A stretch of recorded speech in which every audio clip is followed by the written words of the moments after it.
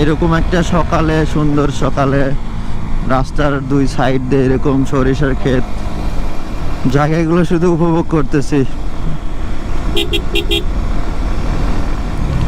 সামনে অনেক বেশি কুয়াশা, কিচ্ছু দেখা যাচ্ছে না।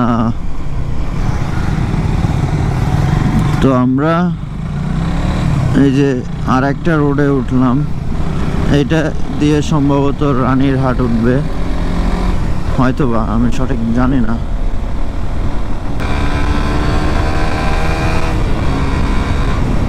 এই রোডে আসার পর সবাই একটু টেনে যাচ্ছে, আমি পিছনে পড়ছি। এটা কি দেখো? হ্যাঁ, মধু সংগ্রহ করতেছে।